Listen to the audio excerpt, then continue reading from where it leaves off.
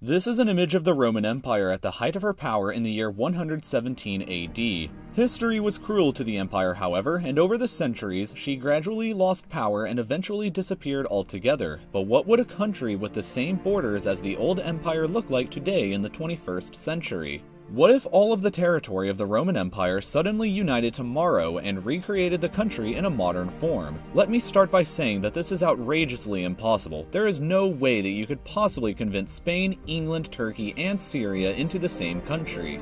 Crimea would get a little more awkward than it already is too, but let us suspend our disbelief for a moment and just imagine what it would actually look like and what living in it would be like. So first off, this is a modern map, and these are what the borders of the Roman Empire would look like were it to come back into existence. In total, 53 different countries would lose all or some of their territory to the empire, which would span over 6 million square kilometers in size. This sounds very impressive, but the empire would actually only be the 7th largest country in the world by size. It would be just bigger than India, but it would be smaller than Australia and Brazil, and Russia, meanwhile, would be nearly 3 times the size of the empire. But size isn't necessarily everything. If we examine the population of this hypothetical empire, it would be roughly 711 million people, or about 10% of the total global population.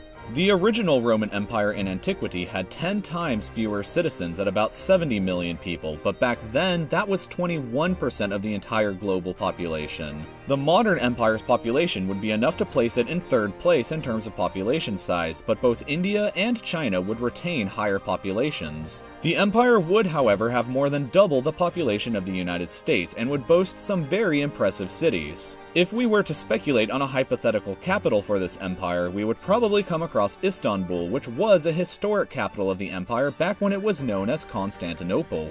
Today, the population of Istanbul is sitting around 14,600,000 people, making it by far the largest city in this empire. At the height of the city during the actual empire in 500 AD, the population was 450,000. But even earlier in 100 AD, however, the city of Rome was the very first city in the world to reach a population of 1 million people. Even though today, Rome has a population of well over 2 million, there would still be much bigger cities within the borders of the empire today like Cairo, London, Baghdad, and Alexandria. At first thought, it might seem like such a huge country would be an economic powerhouse, and while that would be true, it wouldn't be exactly what you think. All of this territory combined would give the modern Roman Empire a GDP of 15.99 trillion US dollars, which would mean that the empire would only be the world's 2nd largest economy. Despite having a population that would be less than half of the modern empires, the United States would actually still have a larger GDP at around $18 trillion. The differences in per capita income, however, would be even more shocking. The modern Roman Empire would have territory in wealthier areas like England, France, and Germany, but also in more impoverished areas like Iraq, Armenia, and Libya. For this reason, the average income of citizens within the empire would be at around $24,623, and this is a pretty low value. The empire would be placed 52nd in the world in terms of how much money the average citizen was earning, just ahead of Kazakhstan, but behind Latvia. With a large GDP and population, however, the empire would have a very large standing army. Averaging all of the active military personnel in the territories within the empire, that would mean the empire's standing military would be at around 2,771,000, which would make the Roman military the largest standing force in the world currently. The final 2 big questions we have left to examine with this country are 1. What would be the dominant languages, and 2. What would be the dominant religions? To begin, the most widely spoken language within the country would certainly be Arabic, which 32% of the population would be speaking. French would be the 2nd most spoken language with about 14% of the population understanding it, while Turkish would be 3rd at about 9.5%, followed by Italian and English to collectively form the top 5 most spoken languages within the modern empire. And finally, we need to explore what the religious makeup of such a vast country would look like. Basically, Muslims would be the largest religious group inside the modern empire, making up 44.6% of the total population.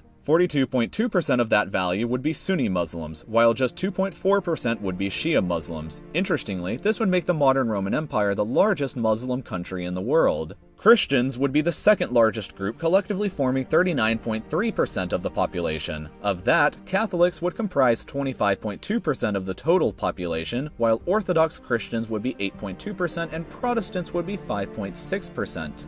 Also interestingly, these numbers would mean that the modern Roman Empire would also be the world's largest Christian nation. Jews would form only about 1% of the total population, while atheists, agnostics, or non-religious would form 10.5% of the country. It's really fascinating to think what a country like this would look like in the modern world, and with modern technology and with modern ideas. Could it possibly ever survive, and what would daily life be like living within it? These are questions for another time.